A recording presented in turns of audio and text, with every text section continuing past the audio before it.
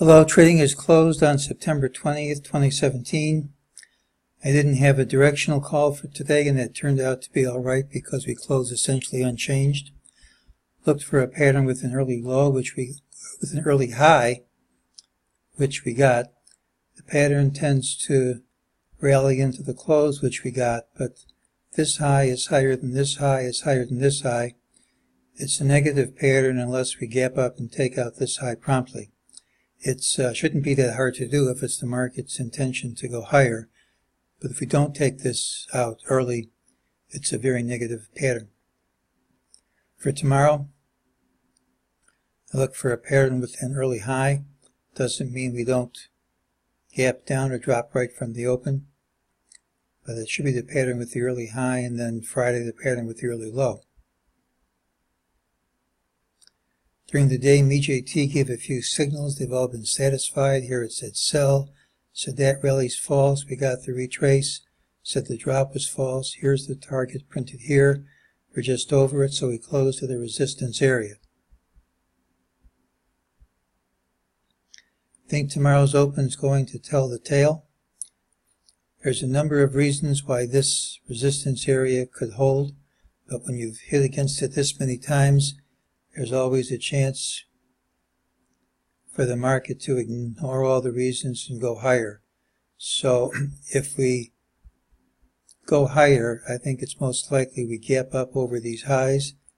If these highs hold early, we could be in for a down day, perhaps pretty much down. Let's go over the reasons. Here's my date to watch. I had the 15th. That's the 15th. That high is close enough for me. We got half a point higher. It's not within the time frame, but I'm still working on the system.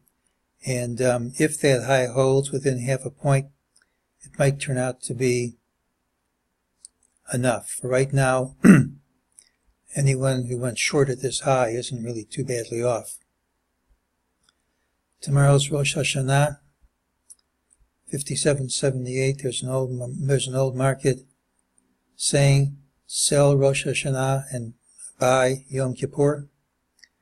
In recent years it's been just the opposite, but that's the old saying. We've now gapped up 3 days straight.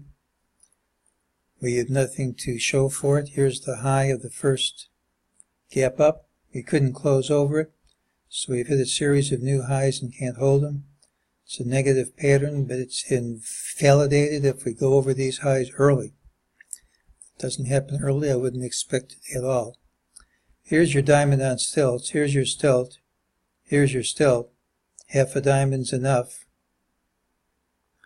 Typically, the first challenge of the origin of the left stilt holds. That means this will typically hold. Now it can hold as support instead of resistance if we go over it, but typically we won't go too much higher than this, and more often than not we stop right here. There's a wall into the close. It'll often gap down, but again, when you're hitting new highs, it's 50-50. You can go up half the time. Let's go over the Fed whipsaw. I don't know how much that's going to help us. Here's the 1 minute chart. Here was the point of the announcement. First we dropped, that's leg 1. Then we went over, that's leg 2. And then we dropped, that's leg 3. So that's the whipsaw. It's true, but it doesn't really help you. The close here before the announcement was 25.0561. Usually that close is a resistance area. Now we haven't gone over it by that much, but that's more than I like to see. So I don't think that's really helping us either.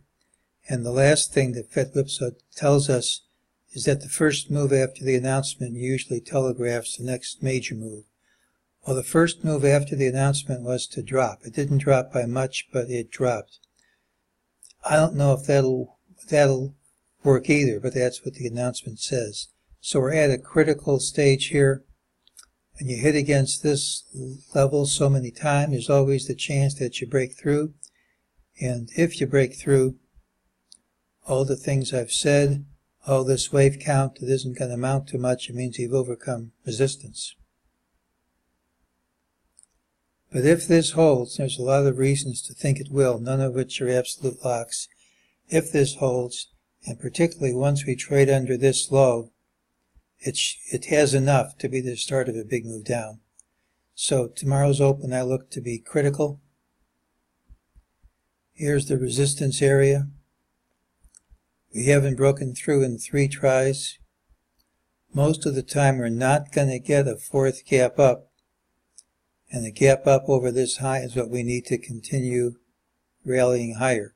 So before the open, I expect to know whether this resistance will hold or not, and that's today's call.